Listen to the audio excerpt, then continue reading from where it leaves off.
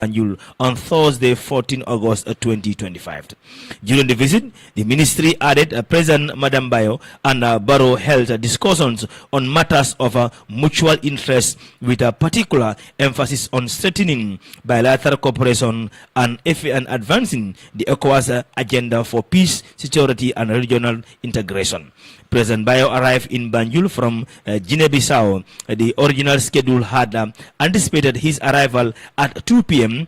on Thursday with an overnight stay. However, due to undated information from Cape Verde indicating that his counterpart there wished to meet at 3 p.m. President Bayo arrived in Banjul, was scheduled to 1 p.m. He departed immediately following his meeting with His Excellency President Adam Barrow in order to protect Pretoria in time for the scheduled engagement. President Madam Bayo is expected to continue his regional consultation in Senegal following his visit to Cape Verde, the statement also read. Another story on the Standard newspaper this afternoon. United Democratic Party (UDP) yesterday announced the opening application for the position of the flag bearer for 2026 presidential election. A statement from the party said that following the decision of the annual executive committee, that is NEC, acting in accordance with Article 11.3b and Article 23.3c of the UDP Constitution.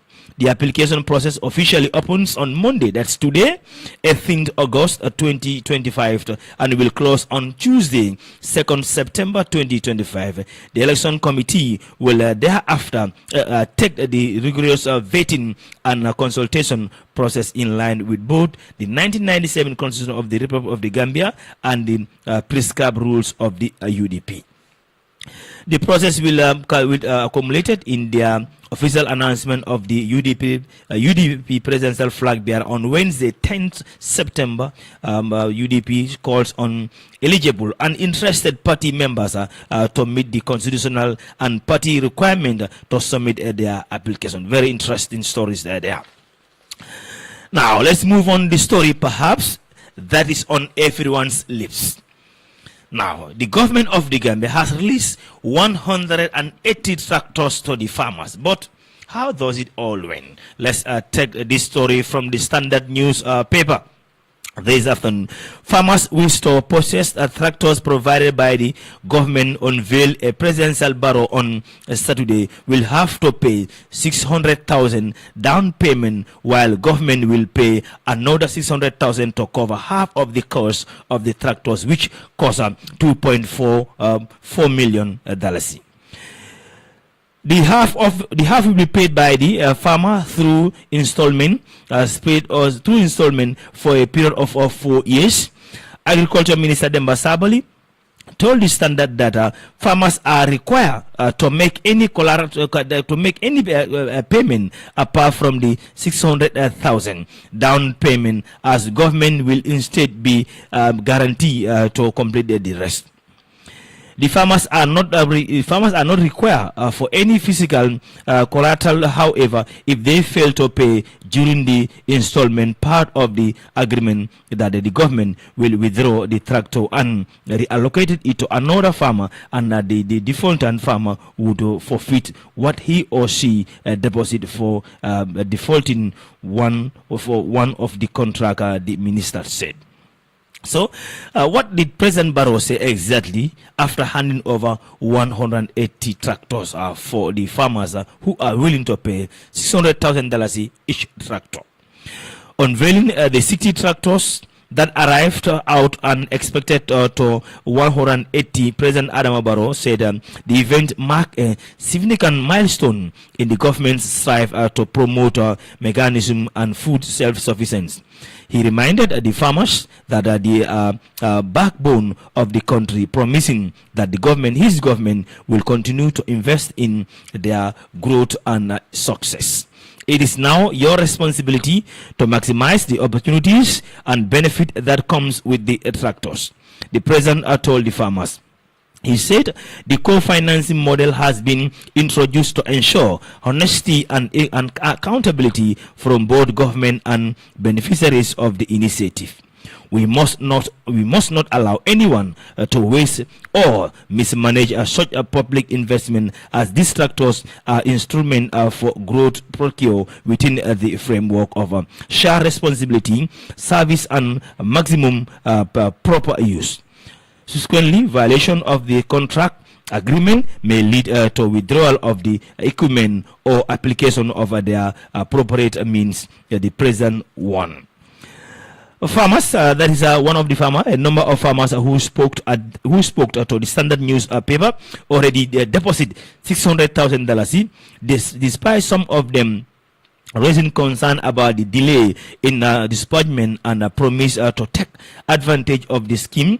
They expand their farming and increase the productivity and income. Basiru Baro from Jambanjeli, who grows rice, corn, and vegetables, described the payment plan as flexible, adding that ample time is given for farmers to be able to repayment. The maximum you can pay is 20,000 amount which a tractor can fetch in a day, which service. For me, this will definitely help because it would be nearly impossible for farmers to purchase tractors on their own. And if this system is not introduced, he thanked the president and government for the gesture. Lamin Kamara, a resident of SAIDOU in URR, said is optimistic that they would be able to repay within the 4-year period of the tractor. So the government of the Gambia are giving tractors to the national farmers on a credit base that is to be later paid. But now let's go to the coastal village of Kartong, because it wasn't all well for the coastal city. In a united stand against what they call an alleged unfair land demarcation, residents of Kartong took on the street yesterday demanding justice over a piece of land given to Jamme Kunda family in Gunjur during a recent official demarcation exercise. The protests comprising youths, the elderly chanting slogans such as "We don't want a civil war," "No to illegal demarcation," "Our land matter," and no land grabbing, According to Mustafa Mane, a journalist and a native of Kartong, the issue began when the government made demarcation in a disputed land between the Kartong, that is between the Jamekunda family in Gunjur and Branding village without any information regarding the issue of that. He said Kartong became vulnerable because of this is what is actually happening in the various area, which is not proper. Now let's check the Fourier newspaper, where the lead stories also are explaining how Banjul City Council planning director faced questions on contracts and payment. But be reminded, you are listening to the daily podcast live coming to you from our studios in King FM 94.7 with me, Alaji Fati. This is your daily podcast, and any moment from now we will be joined by the BBC, the inquiry team, to take us speed with all the latest that you need to know about the globe. But before that, I'm glad that I'm having my SAIDOU, who is also with me in the studio, to talk on very important issue, because we are talking about the challenges that students face in the country, and he, being a student in the country, that will also help and support us regarding that. SAIDOU, welcome to the daily podcast. This is the first time that I'm inviting you for the program. Thank you very much, Mr. Fati, for welcoming me, and also I honor the invitation to be part of the daily podcast, and also thanks to everyone following King FM and also the daily podcast live. And by the way, as you said, this is the second week of the program. Well, it's the second week of the program, but then also we welcome also everyone to be joining, and also joining their contribution on the program. Great. We invite you to the program today to talk on a specific issue regarding the challenges, the constant that as a student you go through. Because before we bring in expert to talk about that, it's better we bring victims themselves. We talk on issues that is really affecting them, their daily activity going to schools. As a student, tell us who is SAIDOU JALLOW and which school are you attending first? Well, I am Mamadou Seri Jallow, a student from Latrikunda Upper and Senior Secondary School, a grade 10 student. This year going to grade 11. Great, great. So now let's kick the ball rolling. Let's go bit by bit. That is, tell us what are the difficulties that you face as a student, the challenges. Well, the challenges might be in a variety form. It have to deal with what we call social and also physical and mental emotions, and whereby you have mood swings, also which affects what we call academic career. But then on my personal side, first of all, I would say financial, whereby I face financial stabilities, financial lack of financial support from parents, or either from not having enough financial support to continue my education, which also hinders my performance, because sometimes schools might also call for summer classes, studies, or there will be a particular project coming up. You have to pay for the amount of money to further your project. So these are kind of things. Sometimes I abandon my projects because of lack of financial support. But also when it comes to learning materials, so you see to see that I am not sufficient. I'm not having the sufficient learning materials as a student has to do. So I have to manage. So with that manage, and also you don't have the learning materials, you cannot have a quality education, because you will not have something to study at home or to read around, which will at least help your understanding on various topics that you are taught in school. Okay, all right. Let's take one step backward now. Talking about challenges as a student that you face, let's first start with tuition fees. Because of sometimes you'll see students going to school, and then the teacher's about to start a lesson, and then they say, all those who don't pay, please, can you take your bags and go back home? Yeah, Fatih, I tell you, in front of me, like on last week Thursday, I was in class. I have to talk to the teacher on man to man, one to one. Tell him that this is the kind of a person I am, and at the end of the month, I will see if I can afford it. But then I cannot be sitting at home also, not going to school. So when the teacher came, those who didn't pay their money, please, can you leave? And also, they don't want to see them in the school campus. So we have to help each other. Also, teachers also have to look onto our various students, because not all can afford the money, but also we have to build what we call understanding between our teachers and students. But also, as a student, you don't have that kind of financial support. You have to talk to teachers, tell them who you are, tell them this is the person you are, and then you build understanding. So communication is very key when it comes to financial support, whereby you communicate with your teachers, tell them your problem, not all, but then tell them part of your problem, so they will know how to handle you. Yeah, I agree with you entirely when you come to the communication aspect of it, but the culture of silence in the country, most of the students are shy people in the country. In schools, so if they have any problem regarding their school fees, even to face the accountant or to go to the principal and talk to the principal, it becomes a problem. In as much they don't pay, they feel reluctant to do anything. If any instruction came from the administration, if they say go home, they just park and go home straight, and then they go home and say, "Daddy, mommy, I'm back." They send us because they say those because I don't pay the school fees. So mommy and daddy start scratching their heads again. Sometimes it's difficult.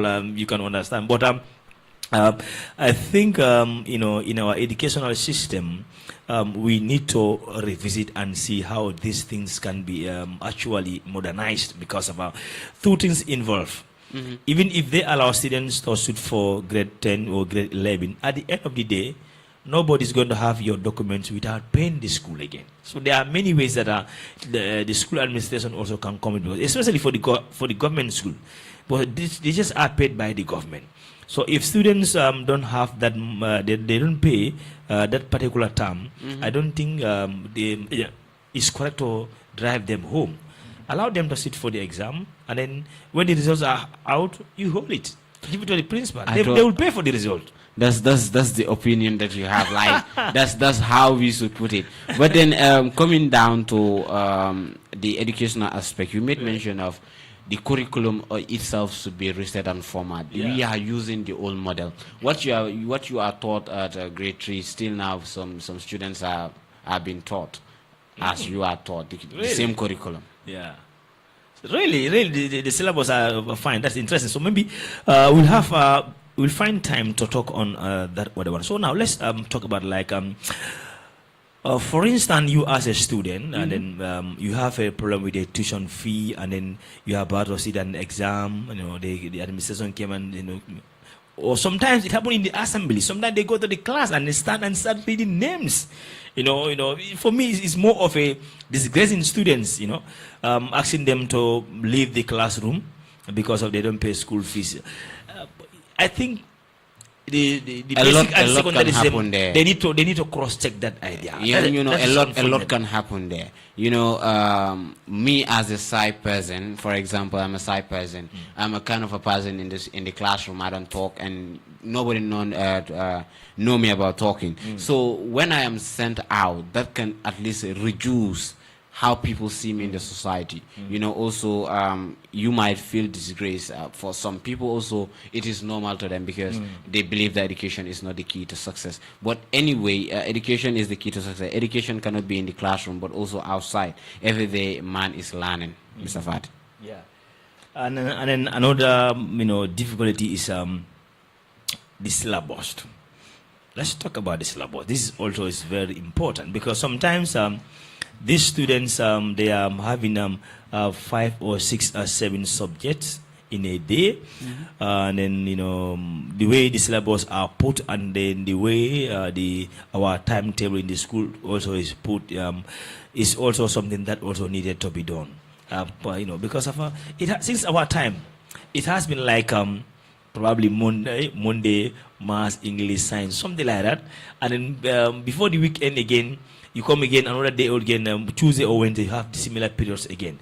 I think our syllabus and how our timetable also are drawn in the schools, we need to cross-check. And then the problem there I understand also, schools are competing to cover the syllabus so that they can have a better result. So that's also playing a part in that aspect. But there are more ways to handle this because of it becomes, if you are absent for a school, for 1 week or even for 3 days, you will be left behind. That's the way the system is set. Is very dangerous. You made mention of the syllabus being old, and then we need to reset and format it. But then we also have to calculate and format the way we deliver our teaching method, our teachers also, because we don't like to learn theory part and also didn't do the practical side. So this applies to some various subjects whereby it needs more of practical than theory. Especially these science subjects. Science students will listening right now will know where I'm talking about, because you have chemistry, biology, and others. These courses need what we call standard science labs whereby you will do your practicals. So if you are taught theory, maybe for humanities students, that is the art students, there are some subjects that doesn't need, and half of their subject doesn't need a practical side. But also practical is seen, and also practical also will help the students to better understand the subject matter that you are talking about as a teacher. So teachers also should implement what we call must also frequently do what we call a practical side of the subject matter.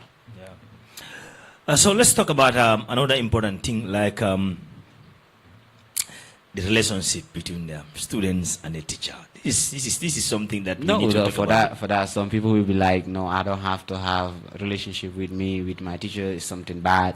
But see, it's very important. There has to be a cordial relationship positively. Positively, yeah, you made mention positively, and I like the way you mentioned it positively, because me as a female, I befriend with my teacher, a male. We have society, we have people will be like, you are going with Mr. X or Mr. Y. What is in there? Nothing. It's just a healthy relationship that should exist between a teacher and a student, which is supposed to, in fact, these 3 people should have a bilateral relationship between them. Yeah. The teacher, the parent, and the students. If these three people come together, then we'll have a better educational background or educational. And then let me talk a bit on that, because of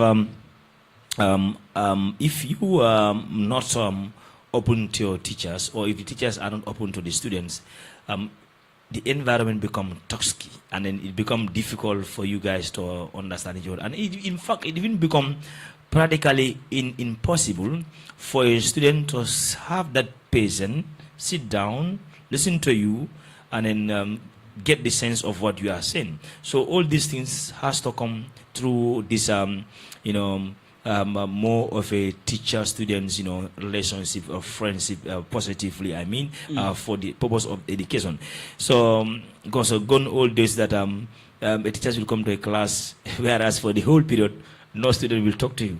Yeah, teacher became the first Thursday. So that is not a healthy environment. That's not a healthy environment. So we want teachers to be more flexible, so that at least even if the student have a stress at home, they can win your mind and then bring you back up speed with what's happening in the classroom. It's very important. It's very important, but then we'll talk about the next challenge: limited access resources. So many students will agree with me. So many students have what we call limited access to resources. Resources can be like books, like my own problem. Like in fact, I'm coming to that one because you mentioned of something. Like, for instance, if you are drive at school and then you don't pay your school bills, that means you don't have all the necessary tools for that academic year for your education. And then you cannot be compared with a student who have all the tools. You understand? So now, how difficult is that? You going to grade 11 or grade 12, and then you know that your textbooks are missing. You don't have exercise booked. Let's even not talk about the remittance that you're supposed to be having for your daily activity. But now let's talk about the equipments, the materials itself. Not having the complete set of your educational materials for you, how difficult is that? Well, I must say how difficult is that is it affects my education, and also how it affects my education if I'm not having a particular pamphlet for a particular subject. So I cannot read ahead.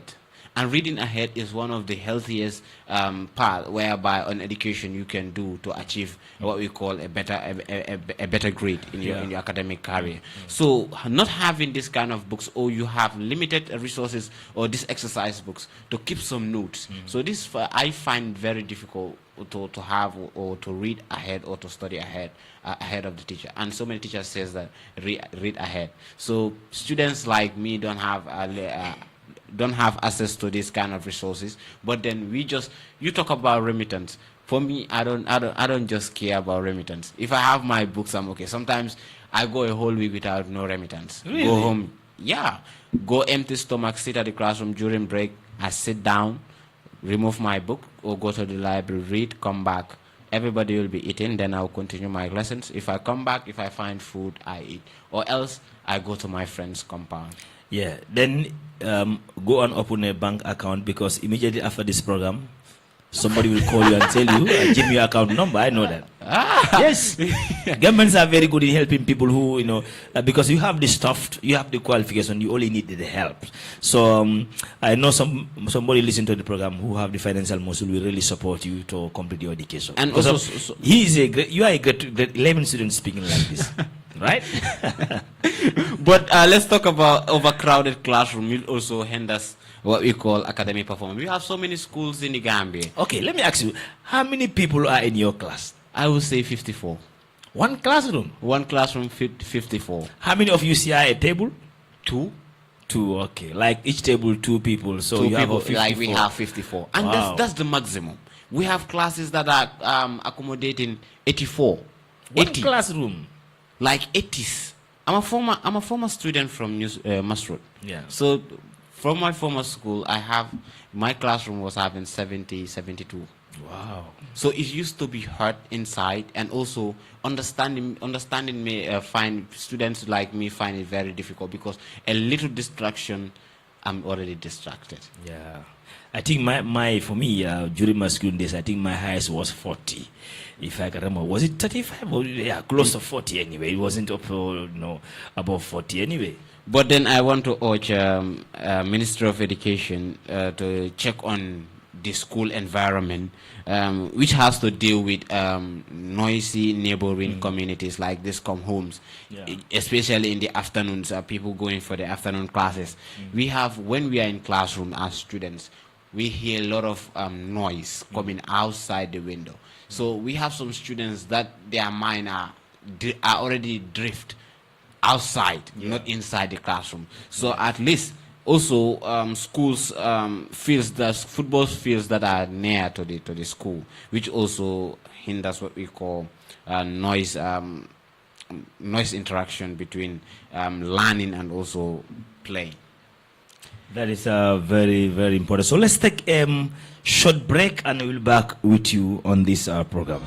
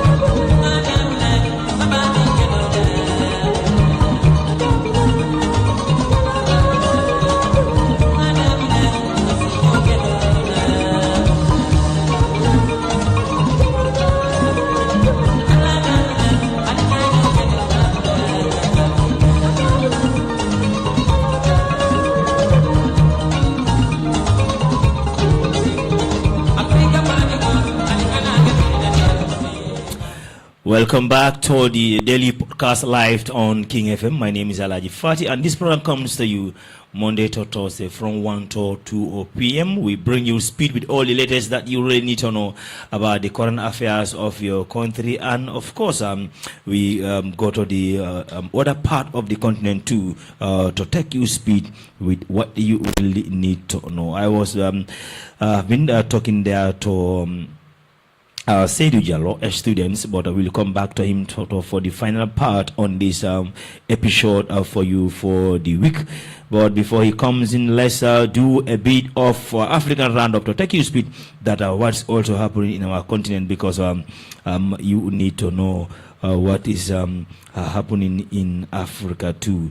As we rightly said, it's our right and responsibility to get the latest stories regarding our country and other part of the world as well. So in doing that, we do a roundup with DW to see DW Africa to see what they've been really putting across for the Africa and the African continent on the stories. The International Organization for Migration, IOM, whose effort is trying to help the people who are deported to come back to their countries of origin in order to reintegrate themselves in the society, doing everything possible to recruit the youths that went to the illegal migration process are now backed in their country to realize themselves, to reintegrate themselves in the society. But we've lost that podcast. We will take you speed with all that you really need to know regarding the latest of the BBC inquiry, whereas we will need to find and tell you the latest regarding how drones are changing the landscape of modern warfare too, because the world is also growing at a speed, whereas in some of the commercial banks, the drones has replaced human beings as a source of human resources. So we have all those stories that are very, very important that you and I need to know. So we will join the BBC inquiry team and then regarding about how drones changing the landscape of a modern world.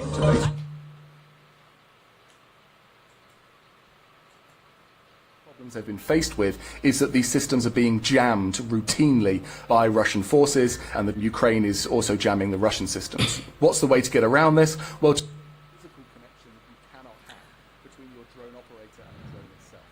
And so here that we're seeing spools of fiber optic wire that unravel over 10, 20, I think the most I've seen is 60 kilometers, that connect that drone operator to the drone and send these drones armed at the enemy with no way of detecting the signal because it's via a fiber optic cable. These fiber optic cables I think the internet system is not allowing us to proceed exactly what we intend to do.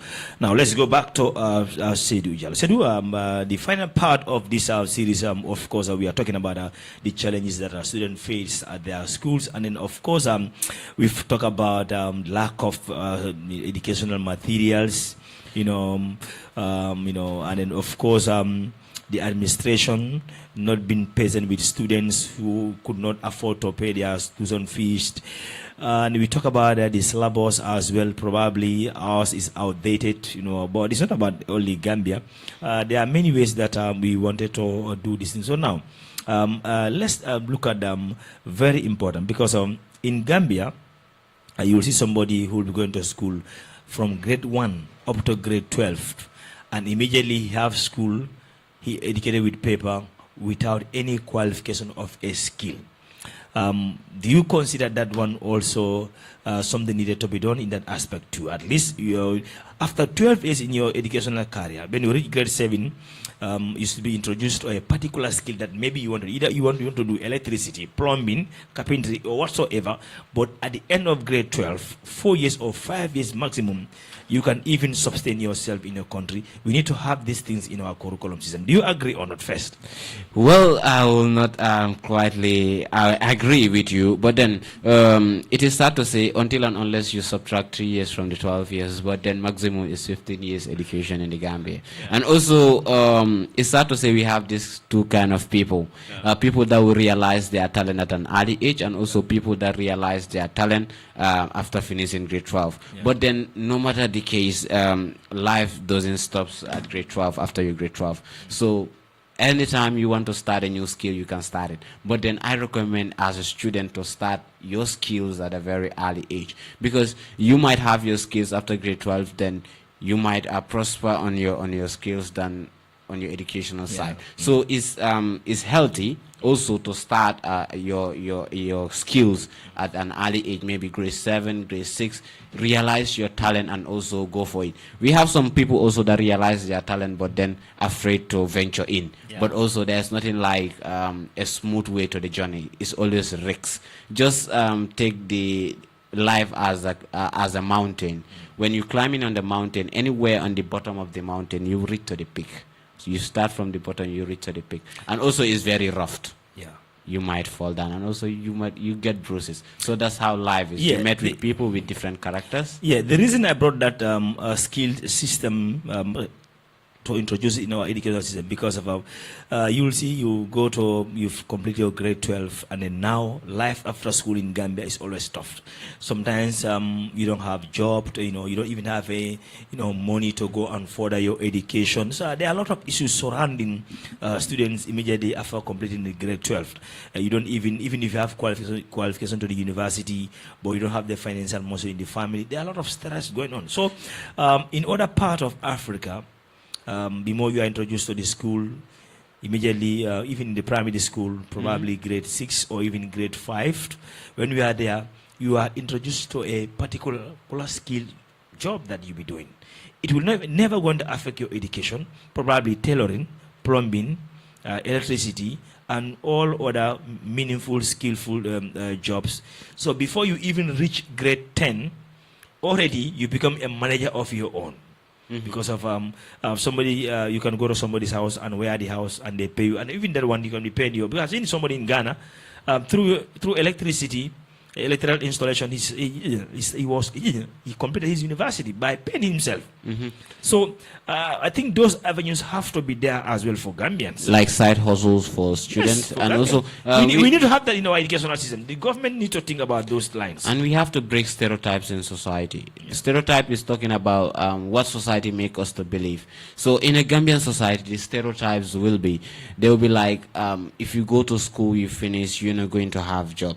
This is the old stereotype in a society that are put in us. And also, let's talk about the glitch. The glitch is also talking about whereby something unexpected happen in your life. So it is meant to happen in your life. So you cannot undo it. You cannot control Z it. Technically. So you cannot go back and redo that. So when it's already done, you don't have to go, you just have to learn from that mistakes. But also, let me highlight a very important problem faced by students, which is very essential, and also which is transportation issue. Transportation issue is one of the biggest problem of students. Maybe traveling from, moving from one place to another just to go to school. And also we have some students that also disturb their parents just to see Mr. X or my friend went to the Greater Banjul area. So I have to go from Kanifing to the Greater Banjul area. So you see that this create what we call lot of financial funding. You need a lot of financial funding. And also you cannot have the time as a student, because if you're in the afternoon, you come back around 6, you have to wash your uniform, and also you look tired, so you cannot study. So it's just a stress. So go to the nearest school 3 kilometers away from your home. It's okay as a student to go to school, but don't follow me or follow your friend that we are going to another school, so you have to. But also look at your family background too, if you are going to another school, because it's also very important as a student. You have to calculate what you can afford, also not putting on something that you cannot afford, and also which you cannot continue. And also, so many students are lost what we call lack of motivation and direction. They don't have those kind of people that will motivate them. Sometimes they have credit in English, credit in mathematics, and other subjects, but they don't have this kind of people that will encourage them, especially in African homes, whereby some of our parents or some of our elders don't know much about education. So if we perform, they will not know. But then as a student, first motivation should come from yourself, and also motivate yourself. For me, my biggest ally is watching motivational speakers, and also writing is my biggest hobby, medicine. All right. I'll come to your hobbies later on before we wrap up this program. But to remind ourselves and our viewers and listeners that they are listening to King FM and King TV, and of course Urban TV as well, who are also with us to cover this broadcast on their various mediums as well. So just to remind our listeners regarding top stories in the country today: government deny ECOWAS chairman's visit link to Barrow's third-term bid. From Nyamina Piani to Supreme Court of the Gambia, my inspiration journey. I think I would like to read a story later on. 22 Tuba pilgrims, including Gambians, are killed in accident. Farmers to pay 600,000 down payment for a government to allocate them a tractor. Race for UDP 2026 presidential candidate application opens.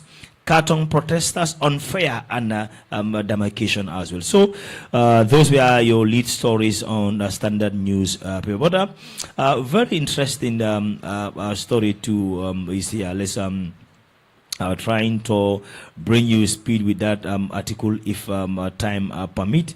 That is also going to help and really support us in this one. So, Nyamina PI to Supreme Court of the Gambia is a very important article, but we're just going to give our audience a few one. First and foremost, I give heartfelt thanks to Almighty God, the eternal source of my strength and perseverance. I am also deeply grateful to my parents who, despite living in a difficult condition, taught me the values of humanity and resilience. My appreciation also goes to my early teachers and all fellow students as well, masters of our original, and my curiosity and inspiring me to keep serving. Above all, I owe an enduring debt of gratitude to Caroline Neck and the entire of the Bansang Swiss project BSP, whose belief in the throne dreams in the reality. Well, this is really a very interesting story. From a remote village now, you are into the court of the Gambia, George. It's a really inspiring story anyway. It's a very inspiring story, and also that's the power of education. Yeah. And also, I must say that's the power of also consistency. You want to become something, you have to be consistent. Regularly doing it also, it helps in also perfecting, also shaping what you call your dreams. And also, it's a very nice story, and also motivating, but also giving thanks to him, and also may God help him to. All right, another lead stories today in the Gambian papers, a standard to be precise, whereby they say United Democratic Party, UDP, yesterday announced the opening of application for the position of a flag bearer for 2026 presidential election. A statement from the party said this follows the decision of the National Executive Committee, NEC, acting in accordance with Article 11 3B and 23 3C of the UDP Constitution.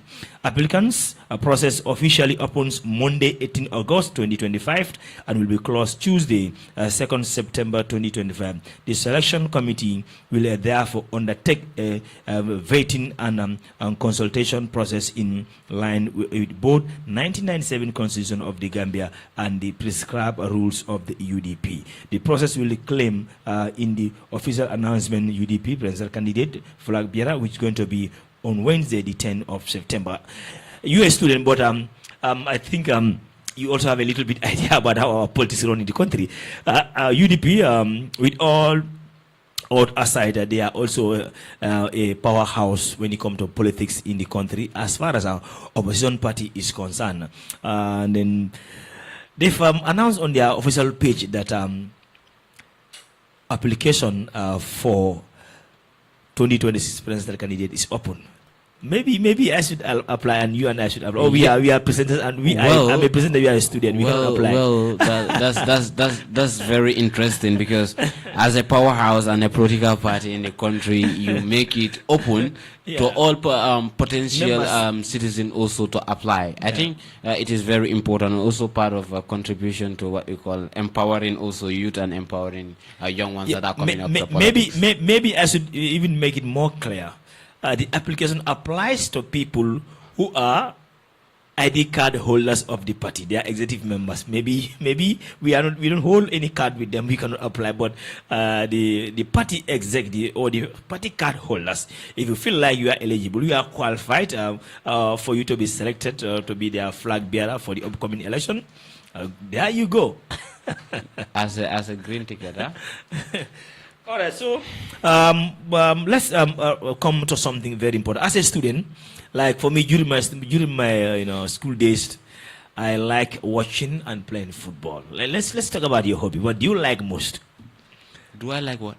What is your hobby? What do you like doing most? In your leisure time. Well, I as I grew up, I dropped some hobbies. Yeah. But then my early stage, grade 1 and others, I love playing football. Wow. And also playing around and also walking around, because I normally go from from this corner to the other area. And also, but then when I grew up as early as grade 4, grade 5, I also switched leave football because it doesn't go with my DNA again. I stopped playing football since then.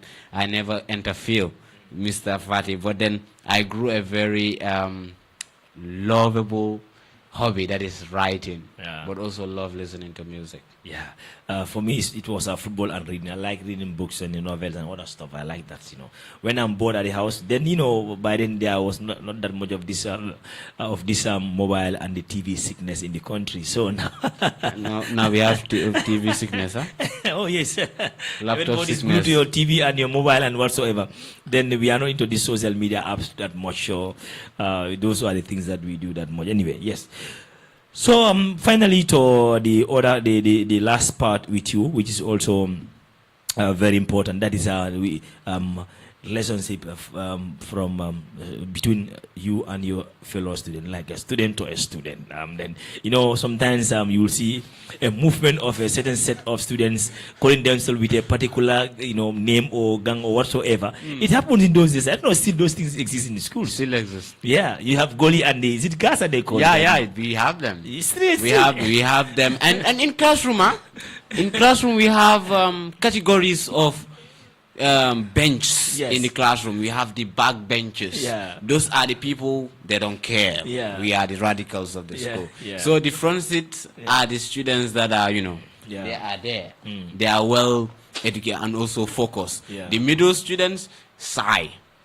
I know the legends, the real legends are really getting what I'm saying. Yeah. But also I'm a middle bench teacher, just the shy guy, don't talk a lot. So but silence is power. Powerful, very, very powerful. Silence is one of the greatest ally. It's very powerful. All right. Nice to have you in the studio to talk about this important, journey to education. And then I'm glad that I have you in the studio. SAIDOU, thank you very much for coming along. Thank you very much, and also trying to put across to students whatever you do, the more you do it, the more you get used to it, and also telling teachers also to understand, make a great understanding bilateral relation between them and the students, and also parents also let them not over stress their kids when going to school, because this also hinders their concentration in classroom, which is also known as the emotional and mental sides of what we call psychology. Yeah. People that study psychology know what I'm talking about. But then thank you very much for inviting me, and also honor the invitation, and thank you to the audience also that takes their time to listen to King FM 94.7. Thank you very much, SAIDOU JALLOW. And with that, we've come to the end of the daily podcast for the day. From me, Alaji Fati, and the rest of the team, we thank you all for the pleasure of your company. Till we come again tomorrow, God willing. Have a peaceful day. Goodbye.